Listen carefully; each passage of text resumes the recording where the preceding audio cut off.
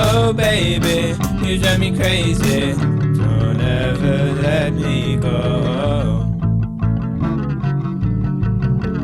Don't ever let me go. Hey, yeah, 1, 2, 3, 4.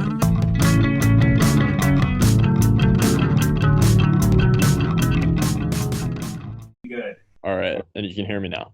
I can hear you. Yeah, I don't know. My computer's freaked out and it said relaunch Zoom. So you've been chilling at home. Chilling at home, enjoying quarantine. At first, I was super excited. I was kind of hoping that something like this would happen because I was like, I really just wanted to, pull myself up in my room again and not have to be getting to class or anything and just make music and things. I'm curious, sort of like what direction you're taking your new stuff.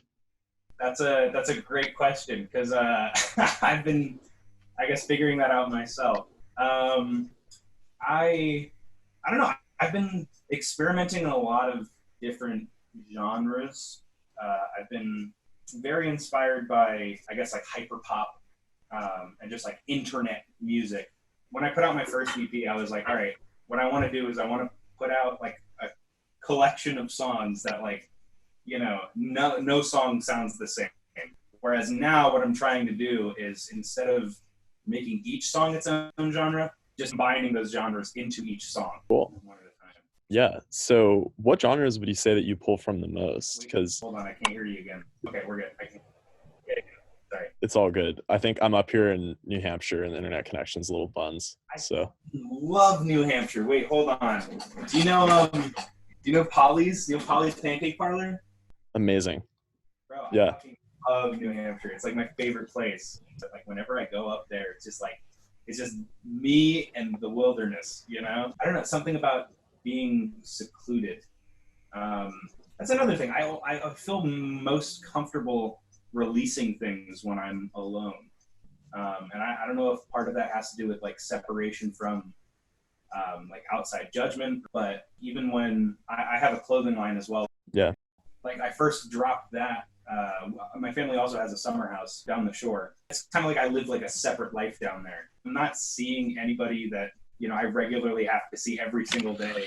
So I might as well, do whatever I want and drop something because, nobody can say shit to me, like it is what it is. People receive it. I can't be bothered if they don't like it, but, I'll be glad if they appreciate it. And so like that was really the first time that I started like releasing in seclusion. When I got to NYU, I had not publicly released any music before. For a while, I kind of just got like pigeonholed as the funny guy, which is great, and that's like what I wanted. But it's a strange balance of like trying to be respected in different mediums and hold like I guess different gravity. And I guess that was part of the reason why Rainy Weekend, the first single that I like put out, was a very vulnerable track. It's like, all right, like forget everything that you know about me. You're gonna think that this song is a joke when you click the link, but as soon as you hear it, you're gonna realize, oh, this is a multifaceted individual who like has emotions, Yeah. I think a really awesome quality about your music is just that even when it's not comedic, you have an element of like, you don't take yourself too seriously. You present yourself as being very vulnerable and very open, but not a sad boy. Yeah, I mean, and that kind of goes along with some of the cover art that I've done, especially for Rainy Weekend. Like it was just like a total like fuck it, like here's me, a random background, whatever, like shittily Photoshop.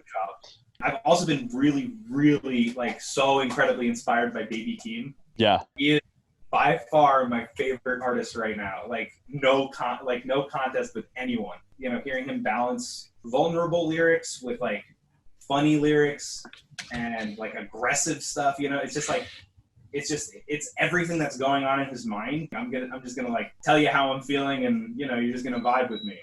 So. Totally. Yeah, I think that's a perfect segue into what I was going to ask you next. I'm curious about where you pull inspiration for your instrumentation from.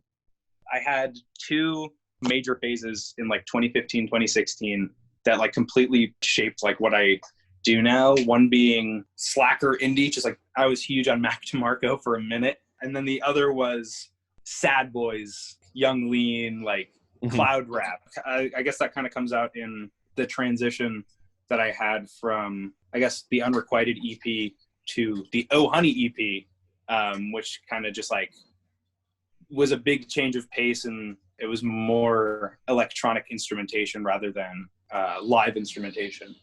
I guess like when I'm making an instrumental, like I have my instruments literally just like laying around over here. You know, sometimes I'll start on a MIDI keyboard. Most of the times I'll start with like a drum loop. Like I'll make a drum loop and then record like bass or chords over it, and go from there. You just really have a super cool, unique sound. So thank you. I really appreciate that. That's like the biggest compliment. Other thing I'm curious about is a lot of your songs have this romantic undertone to them, or this sense of kind of longing for romance. So is that about anyone in particular, or is that about a particular time in your life? It's all about people. Like it's all real, like autobiographical stuff, but it's not just one person in particular. Smile is about a girl I dated in high school. This is another thing that pushed me to release music. And I played it for her and she was like, oh my God, like this is like, no one's ever done something like this for me before. Like, it's so nice. I was like, thanks. Like I'm embarrassed, like shitless now because I just, bore my heart in a song to you. That's bold. But then, it was very bold. I just played it for her in my car. Like we just sat after school one day and I was like, hey, I'm going to play you this song. Then a couple weeks later, I end up getting a text from someone saying like, oh my God, that song you made is so cute. Like, oh my God. And I was like, what? Like you heard it? And they were like, yeah, like people have been like sending it. And I was like, really? Wow. That's crazy. I never really expected that response, to be quite honest. I recorded the song entirely on my phone. I made the beat on like GarageBand, just like with a sample of my voice and like birds outside. Whenever I finish an instrumental, immediately I like plug my mic in and just hit record and improvise like whatever comes to mind.